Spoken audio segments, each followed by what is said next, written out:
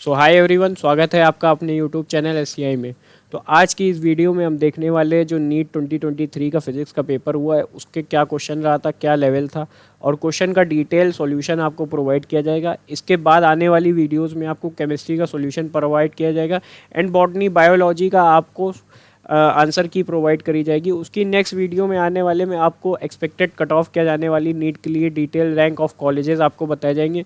तो ऐसी informative videos के लिए बने रहिए चैनल पर और सब्सक्राइब करके रखिए। तो चलिए स्टार्ट करते हैं, देखते हैं फिजिक्स का लेवल क्या आया। अगर आप मुझसे पूछेंगे कि फिजिक्स का क्वेश्चन पेपर का लेवल क्या है, तो मॉडरेट से थोड़ा सा कम, जैसे हर साल आया था उससे भी थोड़ा सा कम मॉडरेट लेवल रहा है नीट का फिजिक्स का पेपर। तो चलिए स्टार्ट करते हैं। जैसा कि ये क्वेश्चन नंबर 1 है, एक एलसीआर सर्किट दिया गया है। इसमें जो आपकी इंडक्टेंस है उसकी वैल्यू 10 मिली हेनरी दी गई है, कैपेसिटेंस 1 माइक्रोफेरेड दिया गया है एंड जो रेजिस्टेंस दिया गया है आपका वो यहाँ पर 100 ओम दिया गया है। और फ्रीक्वेंसी आपसे पूछ रहा है, तो आपको पता है कि जो रेजोनेंस की कंडीशन होती है, रेजोनेंस की कंडीशन में आपको पता है कि जो आपका एक्सी होता है किसके बराबर होता है, एक्सएल के बराबर होता है। एक्सी की वैल्यू 1/ओमेगा सी किसके बराबर हो जाएगा, ओमेगा एल के। तो यहाँ से ओमेगा की वैल्यू जो आ जाएगी आपकी 1/अंडर रूट में एल सी आ जाएगी। आपको फ्रीक्वेंसी पूछ रहा है, फ्रीक्वेंसी क्या हो जाएगी 1/2 पाई अंडर रूट में एल सी। आप यहाँ पर एल की वैल्यू डालिए, सी की वैल्यू पुट करिए और यहाँ पर आपकी वैल्यू फ्रीक्वेंसी की निकल आएगी। जो आपका आंसर आएगा वो 1.5 किलो हर्ट्ज आएगा आपके डिटेल सॉल्यूशन करने पर। आगे के दूसरे क्वेश्चन में बात करते हैं, तो ये भी क्वेश्चन एक सिंपल सा और सही क्वेश्चन लेवल आया है। तो देखिए इसमें ये बैटरी दी गई है आपको, इसमें एक ये बैटरी दी गई है 10 वोल्ट की और ये बैटरी दी गई है 5 वोल्ट की। दोनों की पोलैरिटी रिवर्स है। तो यहाँ पर नेट वोल्टेज कितना बचेगा, 5 वोल्ट का वोल्टेज बचेगा। अगर आप यहाँ पर नेट रेजिस्टेंस देखिए, ये 2 + 1 3 और 7, ये आपका 10 ओम का रेजिस्टेंस बचेगा। आपसे करंट पूछ रहा है, करंट आपकी क्या निकल आएगी 5/10, आपकी करंट आएगी 0.5 एम्पियर। और ऑब्वियसली करंट की जो डायरेक्शन होगी वो A to B होगी। आपका ऑप्शन नंबर 1 इज़ करेक्ट।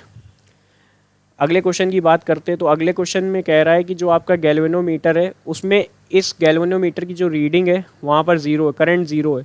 यानी आपका गैल्वेनोमीटर में अगर करंट ज़ीरो है तो यहाँ पर कोई भी करंट फ्लो नहीं करेगी। जो आपकी नेट करंट की डायरेक्शन होगी वो कुछ ऐसा फ्लोन होगा।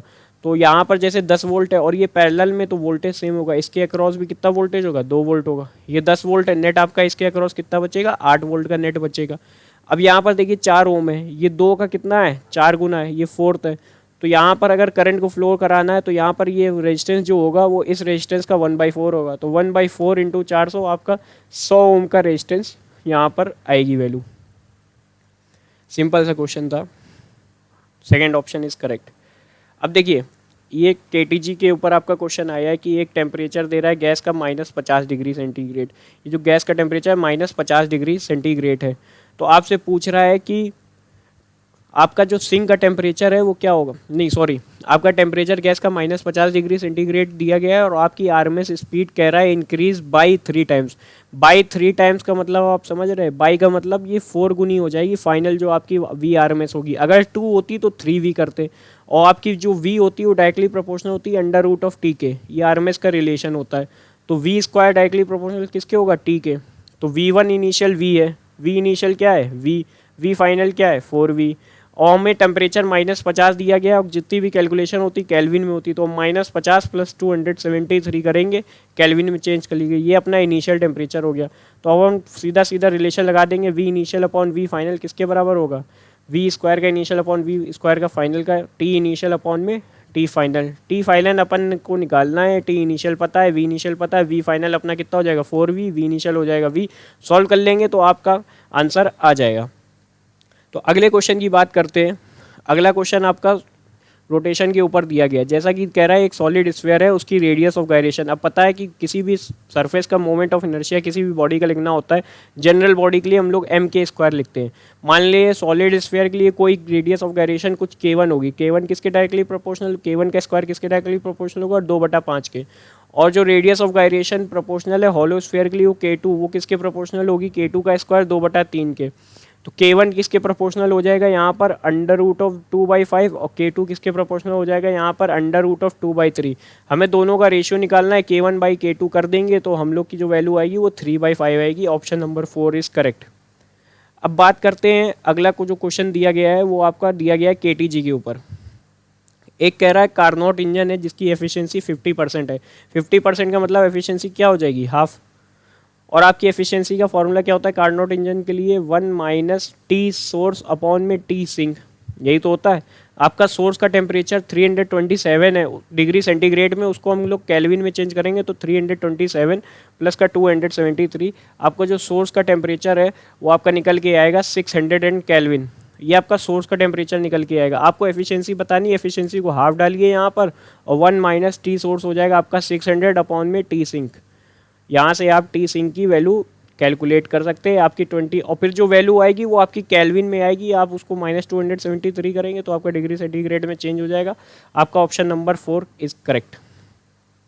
अब क्वेश्चन नंबर 7 में देखिए क्या कह रहे हैं। क्वेश्चन नंबर 7 में कह रहे हैं कि एक बुलेट फायर हो रही है जिसकी स्पीड 280 मीटर पर सेकेंड दी गई। प्रोजेक्टाइल के ऊपर क्वेश्चन आया है कि ऐसे इसको 280 मीटर पर सेकेंड से फायर कर रहे हैं और ये एंगल आपका 30 डिग्री है। आपसे मैक्सिमम हाइट पूछ रहा है। मैक्सिमम हाइट का फॉर्मूला क्या होता है, यू स्क्वायर वाई बटा 2g। अब वाई यू स्क्वायर वाई अपना क्या है यहाँ पर, you square sine square theta, यही तो है। अब साइन थीटा की भी एफ की वैल्यू यहाँ पर दे दी गई हाफ, हर कोई को पता होती है। यहाँ पर आप हाफ का होल स्क्वायर डालिएगा और ये 280 का स्क्वायर डालिएगा, डिवाइड बाई 2 इंटू 10, आपकी वो सॉल्यूशन जो निकल के आएगा वो option number 2 is correct. Simple question आए थे। इलेक्ट्रिक डाइपोल, अब ये इलेक्ट्रिसिटी के ऊपर क्वेश्चन आ गया है। आपको टॉर्क की वैल्यू यहाँ पर दी हुई है, जो टॉर्क लग रहा है डाइपोल के ऊपर वो आपको दिया गया है 4 न्यूटन मीटर का, है ना। और इंटेंसिटी आपको बता दी गई है 2 इंटू 10⁵ न्यूटन पर कूलम, ये आपकी इंटेंसिटी दी गई है। आपको क्या करना है, आपको चार्ज की वैल्यू बतानी, क्यू की वैल्यू क्या होगी। सिंपल क्वेश्चन है। सबसे पहले देखिए टॉर्क का फॉर्मूला क्या लगाएंगे, पी इंटू ई, पी क्रॉस ई, यही तो होता है टॉर्क। इसको सॉल्व भी कर लेते हैं 1 मिनट। यहाँ पर अगर देखें आप,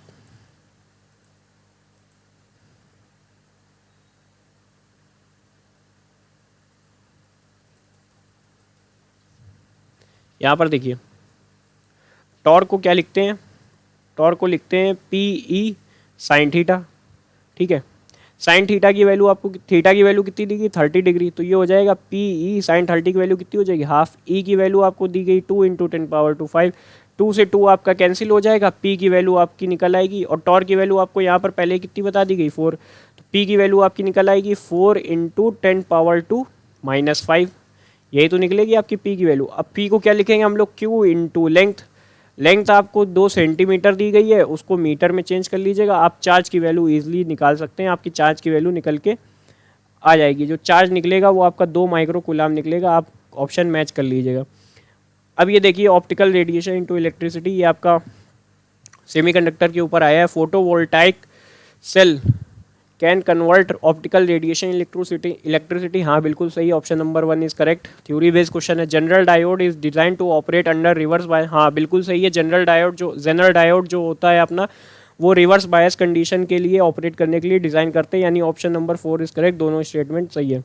ये एरर एंड एनालिसिस के ऊपर क्वेश्चन आया, the error in the measurement which arise due to unpredictable fluctuation in temperature and voltage supply, तो आपका ये जो एरर होती है वो रैंडम एरर होती है। Option number is 3 is correct. अब इसमें देखिए वेव्स के ऊपर क्वेश्चन आया, एक ओपन पाइप दिया गया है, एक क्लोज पाइप दिया गया है। फ्रीक्वेंसी इसका रेशियो पूछ रहा है, तो ओपन पाइप के लिए फ्रीक्वेंसी क्या होती है V/2L, और क्लोज पाइप के लिए फ्रीक्वेंसी क्या होती है V/4L। आप इन दोनों का रेशियो निकालेंगे, क्या निकल के आएगा 2:1। Option number 1 is correct. अगला क्वेश्चन देखते हैं, net magnetic flux through and close surface. आपको कोई क्लोज सरफेस दिया गया है, उससे मैग्नेटिक फ्लक्स पूछ रहा है। अब देखिए क्लोज सरफेस है तो जितनी नंबर ऑफ फील्ड लाइंस जाएंगी उतनी ही फील्ड लाइंस बाहर आ जाएंगी, तो नेट फ्लक्स क्या हो जाएगा आपको 0। अगर आपको कोई एक्स्ट्रा इन्फॉर्मेशन नहीं दे रहा है तो ऑप्शन नंबर 4 इज करेक्ट। अब देखिए, अब ये आपका मॉडर्न फिजिक्स का क्वेश्चन है कि वर्क फंक्शन आपको दिया गया सीजियम, पोटेशियम, सोडियम की, ये आपको वर्क फंक्शन दिए गए। तो जैसे कि आपको मॉडर्न फिजिक्स में अगर ऐसे क्वेश्चन मिल जाए तो आप समझ जाइए कि आपको कंपैरिजन करना होगा कुछ ना कुछ। अब हमें पता है कि जो फोटो इलेक्ट्रिक इफेक्ट, हम लोग का जो फोटो इलेक्ट्रिक इफेक्ट होता है वो कौन सी कंडीशन की वजह से होता है, आपकी जो एनर्जी है वो greater than equal to work function से होनी चाहिए, तभी फोटो इलेक्ट्रिक इफेक्ट हो जाएगा। हम लोग को एक जो इलेक्ट्रोमैग्नेटिक एनर्जी दी गई है वो 2.2 इलेक्ट्रॉन वोल्ट दी गई है किसी फोटोन की। अब यहाँ पर ये 2.14 इलेक्ट्रॉन वोल्ट है सीजियम की, और सोडियम की और पोटेशियम की देखिए वर्क फंक्शन जो है वो एनर्जी से ज़्यादा है, तो यहाँ पर तो फोटो इलेक्ट्रिक इफेक्ट हो नहीं पाएगा, तो option number 4 is correct. Caesium का ही फोटो इलेक्ट्रिक इफेक्ट हो सकता है। अब ये मिनिमम वेवलेंथ पूछ रहा है एक्सरे के लिए by an electron accelerated through a potential difference V। अब एक पोटेंशियल डिफरेंस V दिया गया, हमें पता है एनर्जी को क्या लिखते हैं E इंटू वी इलेक्ट्रॉन की, और उसको किसके बराबर करेंगे hc बाई लैम्डा। तो यहाँ से जो V है वो डायरेक्टली प्रोपोर्शनल है 1 बाई लैम्डा के, तो लैम्डा आपका जो होगा वो डायरेक्टली प्रोपोर्शनल हो जाएगा 1 बाई वी के। तो ये आपका ऑप्शन नंबर 1 इज़ करेक्ट। अब देखिए क्वेश्चन नंबर 15 आपका दिया गया, एक 12 वोल्ट की बैटरी है, 60 वाट उसका लैंप है, is connected to a secondary transformer, secondary side में कनेक्टेड है, स्टेप डाउन ट्रांसफार्मर है, और जिसकी प्राइमरी साइड का वोल्टेज आपका 220 वोल्ट दिया गया। आपसे पूछ रहा है प्राइमरी करंट क्या होगी। ऐसे में बहुत लोग क्या करेंगे, पहले सेकेंडरी ट्रांसफार्मर के लिए पावर का फॉर्मूला लगाएंगे और वहाँ से वोल्टेज निकालेंगे सेकेंडरी का, फिर रिलेशन यूज़ करेंगे V2 by V1 equal to I1 by E2। आपको ऐसे नहीं करता। देखिए अगर आइडियल ट्रांसफार्मर में है तो आपका जो प्राइमरी की पावर होगी वही आपकी सेकेंडरी की पावर हो जाएगी आइडियल ट्रांसफार्मर के लिए। तो आपको क्या करना है, प्राइमरी की पावर, आपको प्राइमरी का करंट निकालना है, तो IP इंटू वी प्राइमरी आप किसके बराबर कर दिए, power in primary.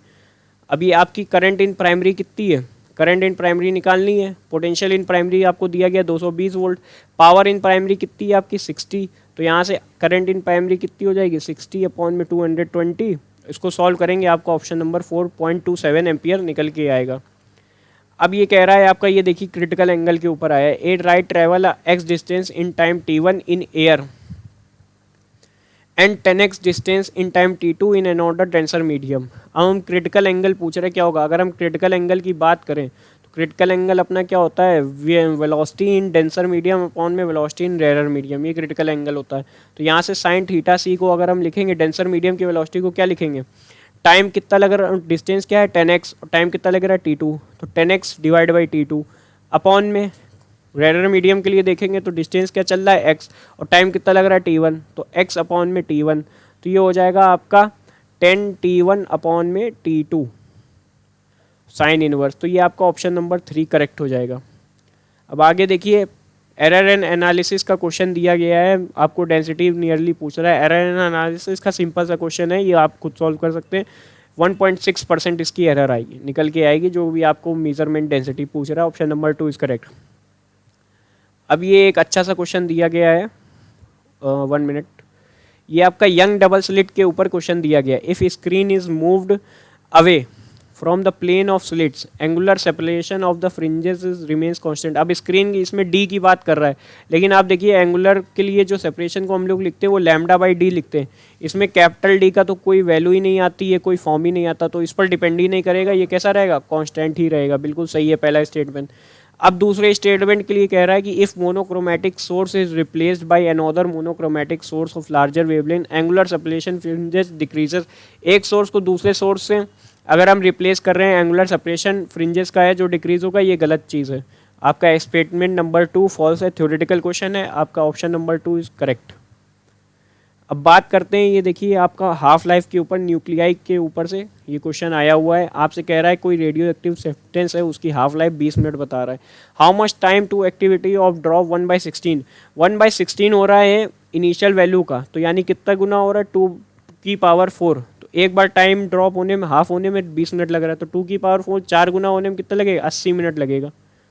Theoretical question है, ऑप्शन नंबर 3 इज करेक्ट। अब ये देखिए, ये तो बेसिक सा सवाल है, इक्विवेलेंट कैपेसिटेंस पूछ रहा है, ये दोनों कैसे पैरेलल में ऐड हो जाएंगे इसके साथ सीरीज में। ऑप्शन नंबर 4 आपका आंसर 2 माइक्रोफेरेड निकल के आएगा, आप इसको सॉल्व कर लीजिएगा। ये दोनों पैरेलल में, इसके साथ ये सीरीज में। अब ये आया है क्वेश्चन आपका कलर कोडिंग ऑफ कार्बन के ऊपर।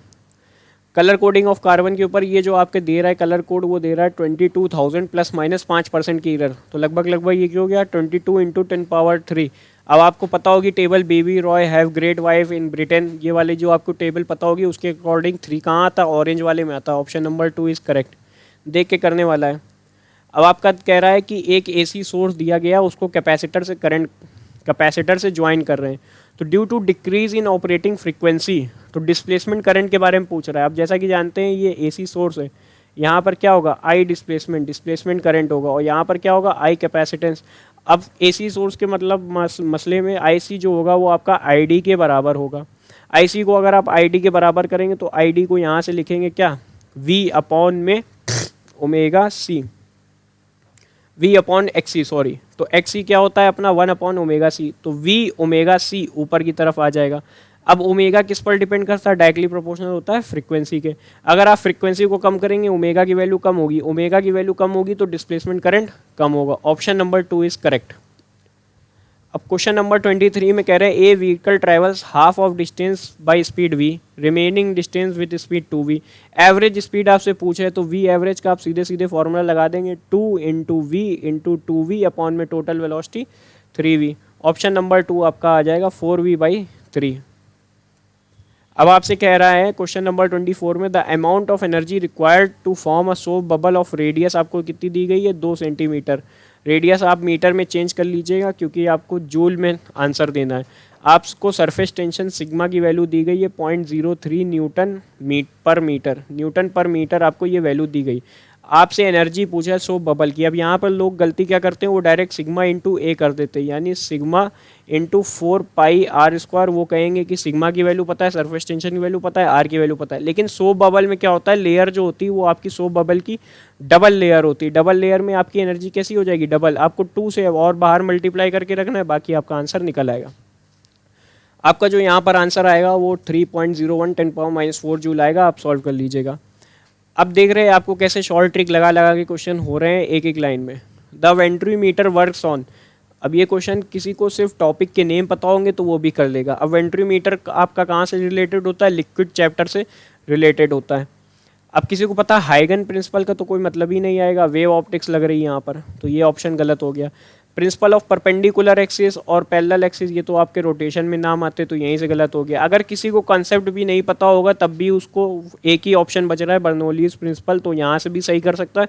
और बाकी जिसने पढ़ा है उसको भी पता है कि जो वेंट्रीमीटर है वो बर्नौलीज प्रिंसिपल पर वर्क करता है। तो कभी कदार आपके बिना सॉल्व पेन उठाए भी क्वेश्चन सॉल्व हो जाते हैं, जैसा कि ऐसे काफ़ी बार देखा गया है कि ऐसे क्वेश्चन आते हैं और लोग फिर भी डिस्टर्ब रहते हैं। आपको अच्छे से क्वेश्चन को पढ़ना चाहिए ताकि आपको बिना पेन चलाए भी आंसर निकालना आए। तो अब आगे बात करते हैं क्वेश्चन नंबर 26 की। क्वेश्चन नंबर 26 में देखिए ये भी अच्छा क्वेश्चन है। एक कह रहा है हाइड्रोजन स्पेक्ट्रम है जिसकी शॉर्ट वेवलेंथ बामर सीरीज में लैम्डा है, शॉर्टेस्ट वेवलेंथ ब्रैकेट सीरीज के लिए पूछ रहा है। देखिए शॉर्टेस्ट वेवलेंथ का मतलब समझ रहे हैं, 2 यहाँ से अगर इन्फिनिटी से 2 पर करेंगे तो आपका बामर सीरीज का लैम्डा बन रहा है।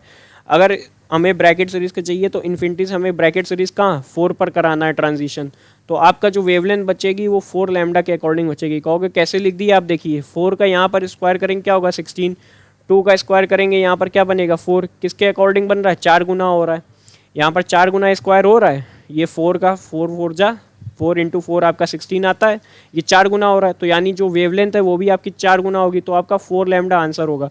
अगर आप फॉर्मूला लगाएंगे तो यहाँ से क्या लगा सकते हैं 1/λ is equal to R 1/n1 square minus का 1/n2 स्क्वायर। n2 को क्या कर दिए इन्फिनिटी कर दिए, एक बार 2 डालिए, एक बार इन्फिनिटी से 2 का ट्रांजिशन कराइए, एक बार इन्फिनिटी से 4 का ट्रांजिशन कराइए। इन्फिनिटी से 4 में उसको आप λ2 बोल दिए, इन्फिनिटी से 2 में लैम्डा बोल दिया, आप λ2 कैलकुलेट करेंगे वो 4 लैम्डा आएगी।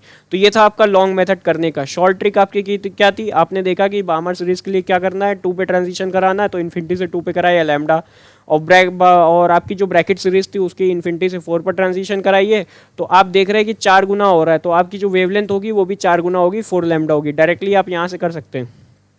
अब ये देखिए वर्क एनर्जी क्वेश्चन आया, एक स्प्रिंग है उसकी पोटेंशियल एनर्जी 2 सेंटीमीटर है, ठीक है, और पोटेंशियल एनर्जी यू है, और जो 8 सेंटीमीटर से स्ट्रेच कर रहे हैं तो पोटेंशियल एनर्जी क्या होगी। अब देखिए पोटेंशियल एनर्जी स्प्रिंग की क्या लिखते हैं हम, डायरेक्टली हाफ kx² लिखते हैं, यही तो लिखते हैं। जो पोटेंशियल एनर्जी होती है डायरेक्टली प्रोपोर्शनल होती है x² के, ठीक है।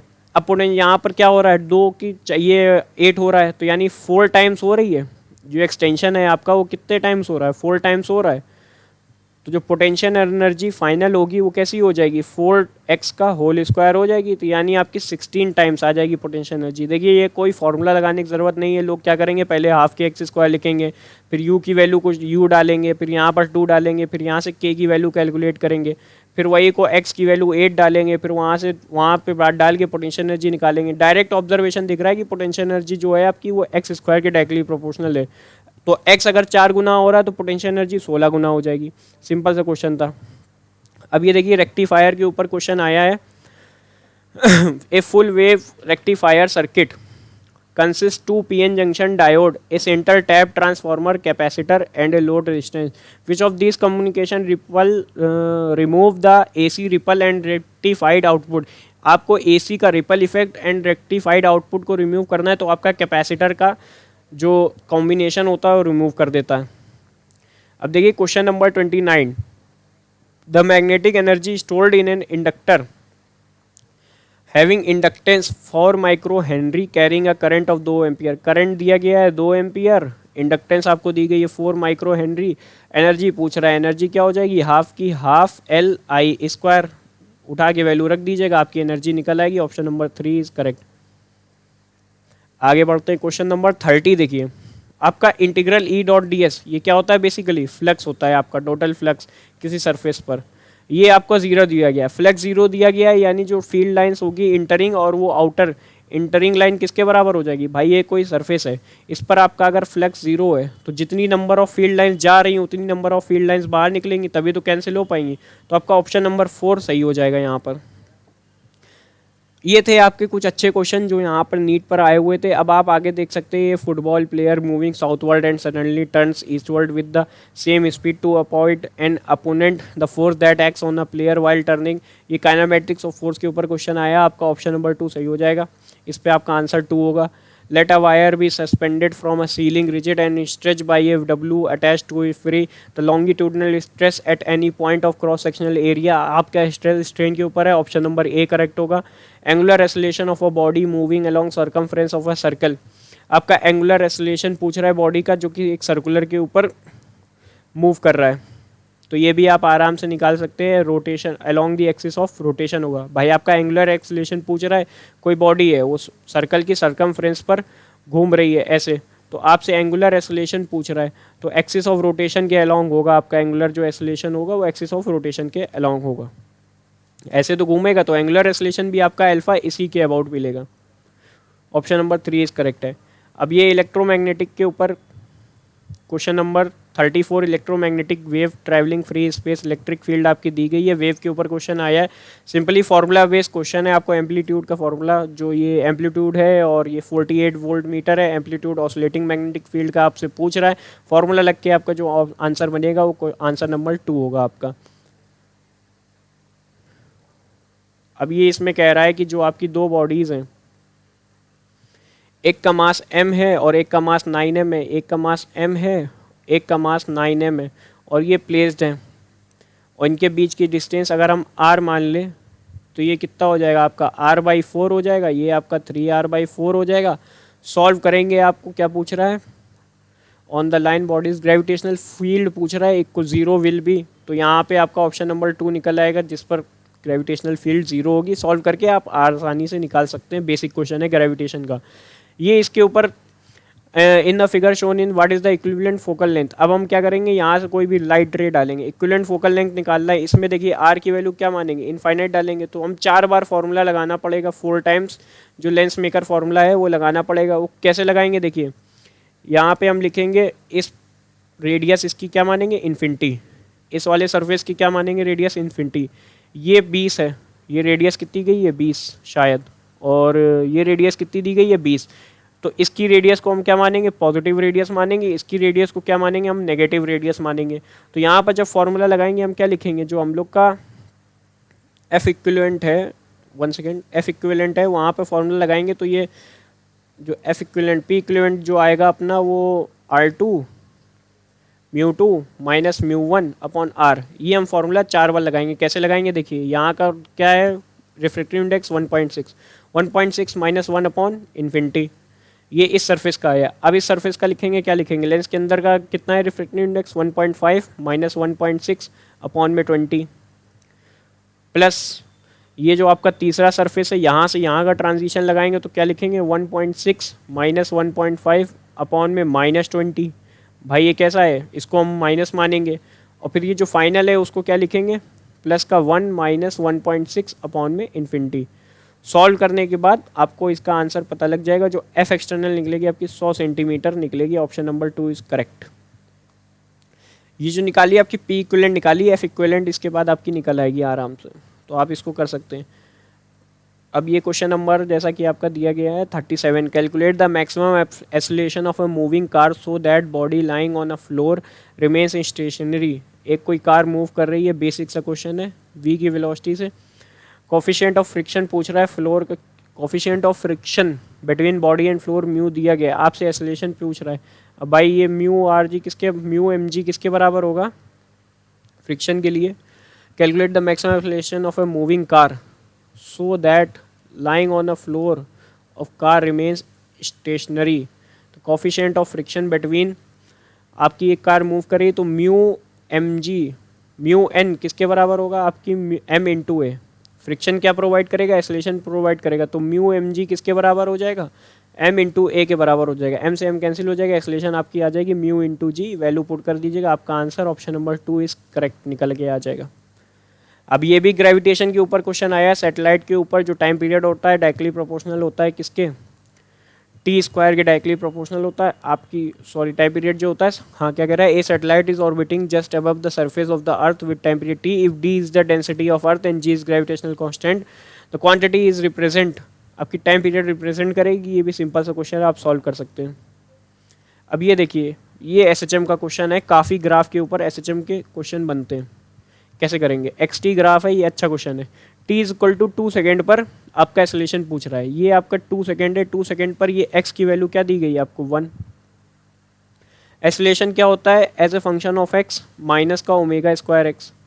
अब देखिए यहाँ पर ऑप्शन, यहाँ पर इन दोनों पर प्लस आ रहा है, तो ये तो वैसे भी आपके नेगलेक्ट हो गए भाई। एक्सेलरेशन क्या होता है, माइनस का ओमेगा स्क्वायर एक्स। अब ये दो ऑप्शन तो आपके चले गए, अगर किसी को हल्का फुल्का डाउट हो रहा है तो वो यहाँ पर तुक्का लगा सकता है, तो उसका सही होने के 90% चांस होते हैं।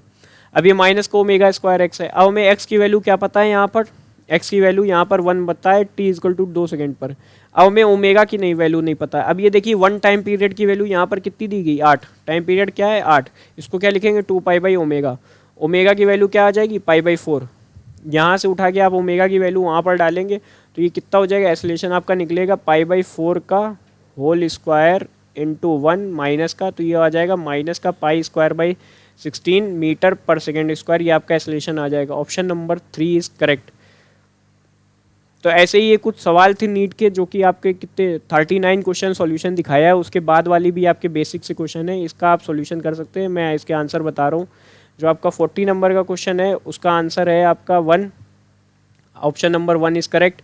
And A horizontal bridge across a student is standing on the bridge, ये भी देखिए ये अच्छा क्वेश्चन है। ये बिल्डिंग के ऊपर एक स्टूडेंट खड़ा है, ये बिल्डिंग है और यहाँ से अक्रॉस करेगा, ये स्टूडेंट खड़ा है, यहाँ से अगर जंप मारेगा तो यहाँ पर जो एच लगाएंगे वो माइनस का एच लगाएंगे, फॉर्मूला जो लगाएंगे S is equal to u t plus half a t square. अब यहाँ पर टी क्या है, माइनस जी नीचे की तरफ लगेगा, तो यहाँ पर ए की जगह क्या डालेंगे माइनस जी, और एच को क्या डाल देंगे माइनस एच, यहाँ पे डाल देंगे। तो जो भी आपकी जो ball strike over the height पूछी गई तो आपकी हाइट निकल आएगी यहाँ से, इसको कर लीजिएगा आप, अच्छा क्वेश्चन है। इसका आंसर आप अगर आप पूछेंगे तो 64 मीटर आएगा। अब a thin lens of same focal length F but one is convex and other is concave, एक कॉन्वेक्स है दूसरा कॉन्केव है, when they placed in contact with each other the equivalent focal length of combination infinite. एक दोनों की क्या है, focal length same है, तो फिर जो इक्विवेलेंट फोकल लेंथ निकलेगी क्या निकलेगी, इनफाइनाइट ही निकलेगी। अब ये देखिए ऊपर वाला जो क्वेश्चन है आपका मैग्नेटिक फील्ड के ऊपर है। यहाँ पर magnetic field, magnitude of magnetic force जो होगा वो होगा आपका आई एल क्रॉस बी।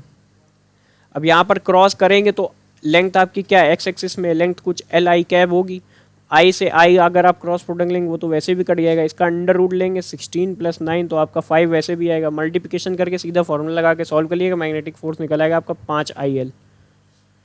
ये भाई नेट कितनी निकलेगी, मैग्नेटिक फील्ड आपकी कितनी निकलेगी 5 बाई, इसका क्रॉस प्रोडक्ट लेंगे आई क्रॉस आई तो 0 हो जाएगा, तो जिसके साथ क्रॉस आएगा वो 3 और 4 के साथ आएगा, इसका मैग्नीट्यूड लेंगे आप 5 निकलेगा, अंडर रूट ऑफ 3 का whole square plus under root of whole square का, तो ये आपका 5 आ गया, और 5 और ये आई एल आपके दी गई तो 5 आई एल हो जाएगा आपका आंसर फोर्स का।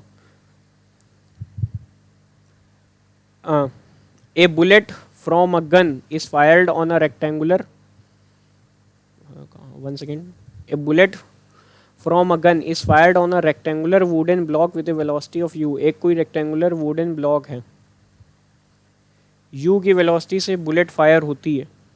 फिर कह रहा है ट्रेवल्स 24 सेंटीमीटर, 24 सेंटीमीटर चलती distance through a block and other length horizontally, velocity becomes u by 3। अब 24 चलने के बाद उसकी वेलोसिटी हो जाती है u by 3।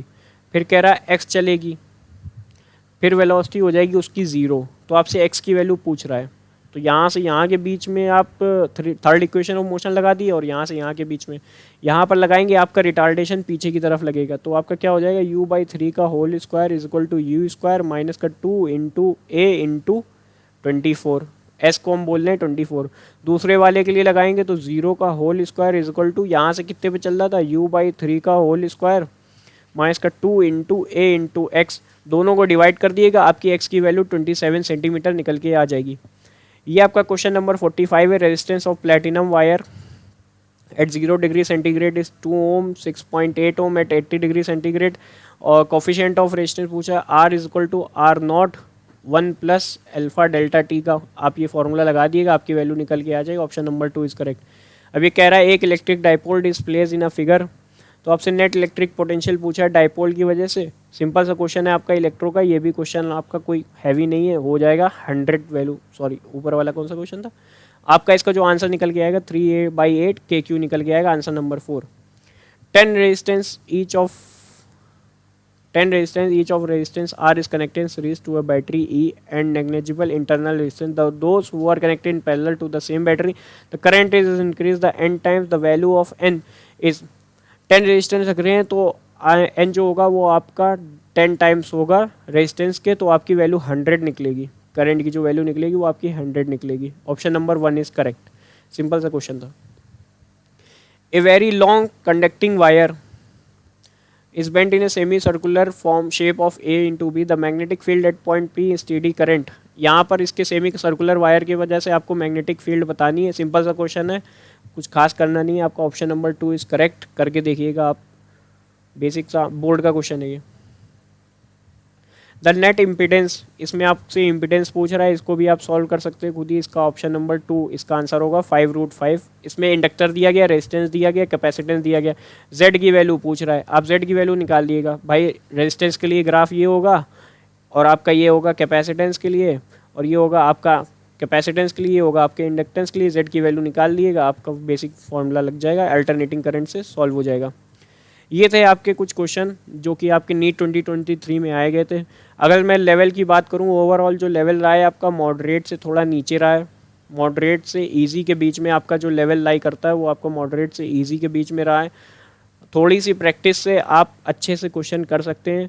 बाकी आपको अगले, आज का वीडियो यहीं पर एंड करते हैं। बाकी आने वाली वीडियोस पे आपको केमिस्ट्री का डिटेल सॉल्यूशन मिल जाएगा एंड बायोलॉजी के लिए आपको आंसर शीट मिल जाएगी, तो आप वहाँ से अपना स्कोर पता कर सकते हैं क्या होने वाला है। और आने वाली वीडियोस में आपको कट ऑफ के बारे में भी वीडियो आएगी कि नीट की एक्सपेक्टेड कट ऑफ क्या हो सकती है 2023 के लिए, और किस रैंक पर कौन सा कॉलेज मिलने वाला है उस पर भी बात करेंगे।